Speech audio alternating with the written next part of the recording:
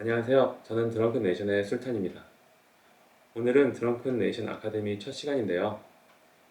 첫 시간이기도 하니까 간단하게 술이 만들어지는 과정과 술에 들어가는 재료의 양을 계산하는 법을 알려드리려고 합니다. 자, 그럼 한번 시작해 볼까요? 드렁큰 네이션 아카데미 첫 시간인데요. 첫 시간이기도 하니까 가장 간단한 술이 어떻게 만들어지는가부터 얘기를 해보려고 합니다. 우선 물에 설탕과 이스트를 넣고 발효를 시키면 술이 만들어지는데요. 이렇게 만들어진 술을 발효주라고 합니다. 설탕 대신 포도나 곡물로 만들면 우리가 알고 있는 대표적인 맥주, 와인, 그리고 막걸리 같은 발효주가 만들어집니다. 술이란 물에 녹아있는 설탕 성분을 이스트가 먹고 여러가지 성분을 만들어내는데요. 흔히 우리가 알고 있는 알코올, 에탄올인데요. 술의 주 성분이 되고요. 메탄올 또한 알코올인데요. 휘발성이 높고 독성이 강해서 알코올 램프 같은 연료로 쓰거나 부동액에 들어갑니다. 아세톤은 손톱 매니큐어를 지울 때 쓰는 아세톤, 그 아세톤입니다. 그리고 이스트가 설탕을 먹고 여러가지 성분을 만드는 그 과정이 유기화학인데요. 여기서 60가지 이상의 에스터를 만들어냅니다. 그중 가장 많이 만들어내는 에스터가 에థ일 에스테이드라고 하는데요. 달콤한 과일향을 내는 유기화학 물질입니다. 화장품에도 많이 들어가고요. 그 외에 황화수소, 산소가 만들어지는데요. 이것들을 다 통틀어서 우리는 발효주라고 합니다. 발효주에 열을 가하면 발효주 안에 들어있는 성분들이 끓어서 기체로 변하게 되는데요. 각기 다른 성분들을 끓는 점이 조금씩 다르기 때문에 끓는 점을 이용해서 원하는 성분과 원치 않은 성분을 최대한 분리해줘서 만든 술이 증류주입니다. 술의 도수를 높이고 원하는 성분과 맛, 향만을 골라서 만들었고요. 원치 않는 독소를 빼준 아주 좋은 술입니다. 일반적으로 증류주 하면 맥주를 증류시키면 위스키, 와인을 증류시키면 브랜디, 그리고 막걸리를 증류시키면 소주가 만들어지는데요. 증류 방식 말고도 도수를 높이는 방법은 있습니다. 아주 옛날에 아무것도 모를 때 제킹이라고 하는 방식이 있었는데요. 발효주를 얼려서 얼음을 빼내 술을 농축하는 방식이었습니다. 사과 주스를 발효한 술을 애플사이더라고 하고 애플사이더를 얼려서 얼음을 빼준 술을 애플잭이라고 하는데요. 물만 빠지고 원치 않은 성분들은 오히려 더 농축됐기 때문에 많이들 먹고 죽었습니다. 그래서 막걸리를 얼려서 얼음만 빼서 마시면 절대 안 됩니다. 증류주를 만들든 제킹을 하던 술을 만들기 위해서는 우선 발효주를 만들어야 하는데요. 이스트가 설탕을 먹고 알코올을 만들어내기 때문에 알코올이 만들어지는 양은 이스트가 설탕을 사용한 양과 비례합니다. 물속에 녹아있는 설탕의 양이 많으면 알코올이 많이 만들어지고 양이 적으면 적은 양의 알코올이 만들어지는데요. 하지만 설탕의 양이 너무 많으면 이스트가 한마디로 설탕이 절여져서 발효가 되기도 전에 죽어버리게 됩니다. 삼투압으로 생기는 스트레스로 발효가 잘 되지 않거나 멈추게 되는데요. 그럼 삼투압이란 무엇일까요? 간단히 말하면 농도가 낮은 곳에서 농도가 높은 곳으로 수분이 옮겨가는 현상인데요. 이때 생기는 압력을 삼투압이라 합니다. 민물고기를 바닷물에 넣으면 민물고기 속에 있는 수분이 몸 밖으로 빠져나가서 쪼그라들게 되겠죠? 반대로 바닷물고기를 민물에 넣어주면 팅팅 불어버리는데요. 이때 생기는 압력을 삼투압이라 하고 이때 느끼는 스트레스를 어스메릭 스트레스라고 합니다. 그렇다면 얼마만큼의 설탕의 농도가 적절할까요? 설탕이 아닌 곡물로 술을 담는다면 물에 녹아있는 설탕의 양을 어떻게 알 수 있을까요? 이것들은 제가 사용하는 하이드로미터인데요. 하이드로미터는 액체의 비중을 재는 도구입니다. 액체의 비중. 또 비중은 뭘까요? 우리가 마시는 물 1kg에 부피는 1리터인데요. 1리터 물에 설탕 200g을 섞으면 설탕물의 무게는 1.2kg로 늘어나고 설탕물의 부피는 그대로 1리터입니다. 간단한 예로 자갈이 가득 들어있는 상자의 무게가 100kg이라고 가정하고 모래 20kg을 잘 섞어서 넣어주면 자갈 사이사이로 모래가 들어가죠. 그렇게 되면 상자의 부피는 변하지 않지만 전체적인 무게는 모래의 무게만큼 늘어나게 됩니다. 물론 포화 상태, 세츄레이션이 일어나기 전까지 부피는 유지가 됩니다. 이것을 우리는 비중이 늘었다고 하는데요. 물 1kg, 부피 1리터, 비중을 1이라고 하고요. 단위는 스페시픽 그라벨이라고 합니다. 그러니까 아무것도 섞지 않은 물의 비중을 하이드로미터로 재면 1 스페시픽 그라벨이 나옵니다.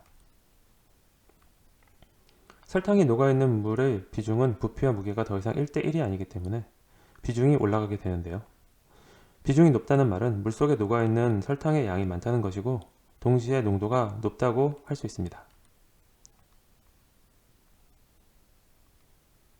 하이드로미터를 설탕물에 띄우면 비중이 높을수록 위로 뜨게 되는데요.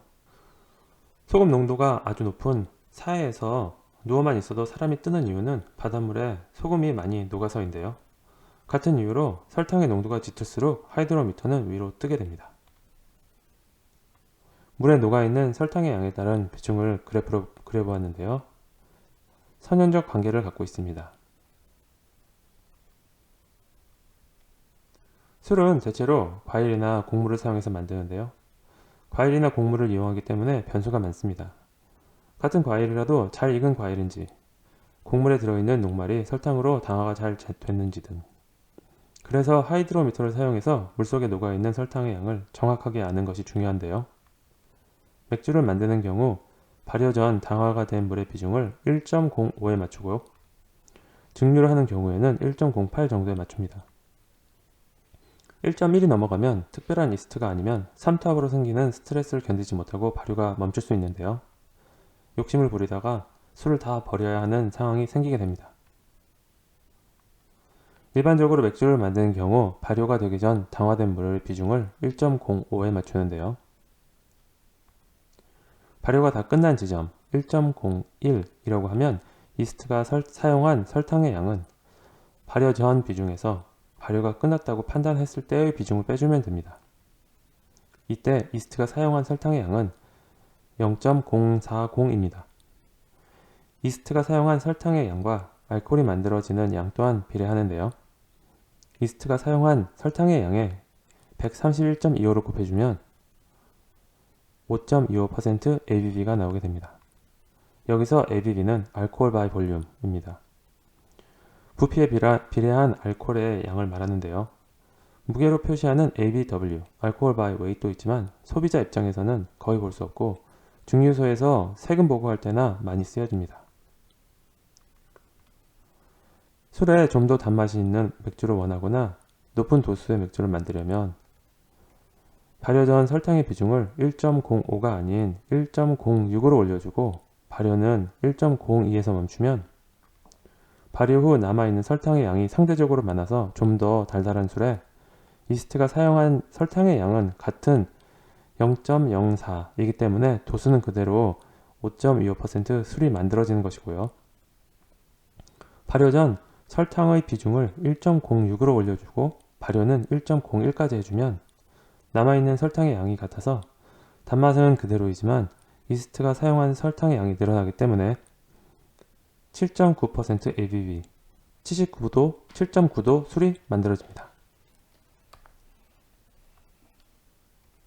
그리고 발효 전에 재는 것을 오리지널 그래비티라고 하고요. 발효 후에 재는 것을 파이널 그래비티라고 합니다. 그렇다면 오리지널 그래비티 1.05의 맥주를 메가보리, 그러니까 발화시켜 말린 보리로 만든다면 얼마만큼의 보리와 물이 필요할까요? 고맙게도 ppg라고 하는 단위가 있습니다. ppg란 Specific Gravity Point per Pound per Gallon, US 갤런인데요. 메가보리는 38 ppg입니다. 설명하자면 메가보리 1파운드를 1갤런 물에 당화시키면 1.038 Specific Gravity Point가 나온다는 이야기인데요. 1.038에서 1.05를 빼고 뒷자리 38만 쓴 것입니다. ppg를 다시 정리하자면 곡물 속에 들어있는 설탕으로 변환 가능한 탄수화물의 양을 우리가 잘 사용하지 않는 파운드 갤런의 기준으로 만든 단위입니다.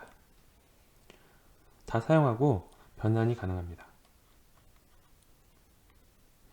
물론 100% 효율일 때 38 그래비티 포인트가 나온다는 말인데요. 일반적으로 85% 효율로 계산을 합니다. 여기서 말하는 효율은 곡물이 가지고 있는 녹말이 성분을 발효 가능한 설탕으로 변화시킬 수 있는 효율을 말하는데요. 메가볼이 85% ppg는 32.3포인트, 그러니까 85% 효율이면 32.3포인트이고 오리지널 그래비티 포인트 1.05를 만들기 위해서 물 1갤런에 메가볼이 약 1.55파운드가 필요합니다. 계산은 간단하게 50 나누기 32.3을 해주면 1.55파운드가 필요한데요. 물의 양을 5갤런으로 늘려주면 필요한 메가볼의 양 또한 5배가 늘어서 약 7.75파운드가 필요하게 됩니다. 저 같은 경우에는 이 정도 값이면 8파운드를 사용하고 나중에 물을 더 넣던지 해서 원하는 오리지널 그래비티 포인트를 맞춰줍니다. 싱글 몰트 위스키, 같은 방법으로 싱글 몰트 위스키를 만들기 위해 오리지널 그래비티 포인트 1.08로 잡고 물의 양을 10갤런으로 하면 메가볼이 85% ppg 32.3포인트, 계산은 80 오리지널 그래비티 포인트 80에서 32.3을 나눠주고 물의 양 10갤런을 해주면 25파운드, 그러니까 오리지널 그래비티 포인트 1.08을 만들기 위해서 물 10갤런에 메가볼이 25파운드가 필요하게 됩니다. 간단하죠? 같은 방법으로 막걸리를 만들 때도 사용이 가능한데요. 약간 달달한 도수의 7%의 술, 재료는 쌀과 메가볼이, 비율은 쌀 2대 보리 1, 물의 양은 10리터. 그럼 어떻게 해야 할까요? 우선 시작점 오리지널 그래비티 포인트를 잡아야 하는데요. 우선 1.07로 잡아보겠습니다. 그러면 발효가 끝나는 지점을 찾아야 하는데요. 7% 정도의 술이라는 말은 이스트가 설탕을 사용한 만큼 알코올이 만들어지기 때문에 이스트가 사용한 설탕의 양을 비중으로 계산하면 됩니다. 계산은 7%에 131.25를 나누면 이스트가 사용한 7%의 알코올을 만들기 위해 이스트가 사용하는 설탕의 비중은 0.0533이고요. 처음 시작점인 1.070에서 0.533을 빼주면 파이널 그래비티 1.017이 나오게 됩니다. 그러니까 발효를 약 1.017 정도에서 멈춰주면 도수 7%의 약간 달달한 막걸리가 만들어지게 됩니다. 시작점과 끝점을 찾았으니 이제 재료의 양을 계산해 봐야 되는데요. 메가볼의 ppg는 38, 여기에 85%는 32.3, 쌀의 ppg는 40, 여기에 85%는 34가 나옵니다. 쌀과 보리의 양을 1대2로 하기로 했으니까 쌀 1파운드에 보리 0.5파운드, 물 1갤런을 섞으면 50.15가 나오는데요. 쌀과 보리를 섞은 곡물을 1.5로 나눠서 양을 다시 1파운드로 바꿔주면 33.43 ppg가 나옵니다. 이제 계산하기가 쉽겠죠? 계산은 오리지널 그래비티 포인트 70 나누기 33.43 약 2.1파운드가 나오는데요. 그러니까 1갤런의 물에 쌀과 보리를 섞은 것을 2.1파운드를 넣으면 원하는 그래비티 포인트 70이 나오게 됩니다. 물의 양 10리터를 갤런으로 바꿔주면 약 2.64갤런이 나오는데요. 마찬가지로 곡물의 양을 약 2.64배로 늘려주면 5.54파운드가 필요하게 됩니다. 쌀과 보리의 양을 2대1로 하기로 했으니까 전체의 양을 3으로 나누고 2와 1로 곱해주면 3.7파운드와 1.85파운드가 각각 나오게 됩니다. 다시 정리하자면 물 10리터, 쌀 1.68kg, 메가볼이 약 800g을 섞어주고 1.017 파이널 그래비티가 나올 때까지 발효시켜주면 7%의 막걸리가 만들어지게 됩니다. 좀 더 복잡해 보이는 버번 위스키 레시피를 만들어 볼 텐데요. 우선 버번 위스키에는 51% 이상 80% 이하의 옥수수를 꼭 사용해야 하는데요. 재료는 물 10갤런, 발화시켜 말린 옥수수, 오트밀, 메가보리, 초콜릿 몰트, 크리스탈 몰트를 사용해서 레시피를 만들어 보겠습니다. 간단하게 엑셀을 사용해서 레시피 만드는 법을 보여드리겠습니다. 같은 공식으로 계산하기 편하게 엑셀을 만들었는데요. 필요한 재료 100% ppg, 85% ppg, 그리고 물의 양은 10갤런을 정해주었습니다. 벌번 위스키 같은 경우에는 51% 이상, 80% 이하의 옥수수를 꼭 사용해야 하는데요. 전체 양의 51%를 나타내는 셀을 하나 만들었습니다. 일반적으로 초콜릿 몰트와 크리스탈 몰트는 위스키를 만들 때 잘 사용하지 않는데요. 초콜릿 몰트와 크리스탈 몰트 안에는 발효 가능하지 않은 설탕이 들어있어서 맥주 같은 경우 진하고 단맛이 나는 맥주를 만들기 위해 많이 사용을 합니다. 그리고 가격도 비싸고 여기서 나는 향과 맛, 그리고 단맛은 증류를 해도 넘어오지 않기 때문에 잘 사용하지 않는데요. 그냥 오늘은 레시피를 만들어 보기 위해서 그냥 넣어봤습니다. 우선 가격이 비싸고 필요한 양만큼 사오기 때문에 0.5파운드씩 넣고요. 그리고 나서 옥수수 보리 그리고 오트밀에 양을 대충 넣어줍니다. 10파운드씩.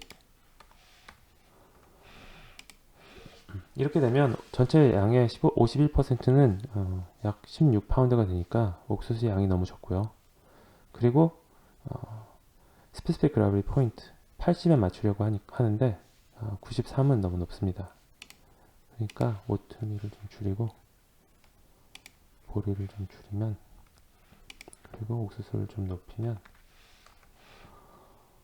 좀 더 높이고,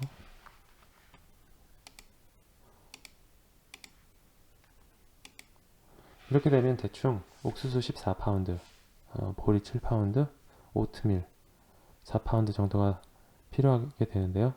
전체적인 무게는 26파운드, 그러니까 51% 이상은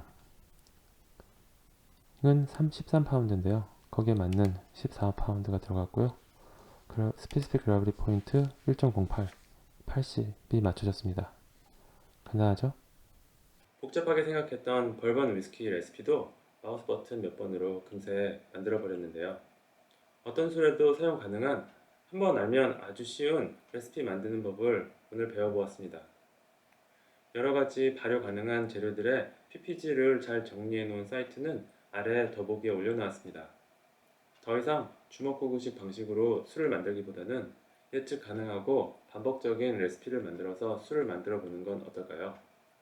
저는 드렁큰 네이션의 술탄이고요. 다음 시간에 뵙겠습니다.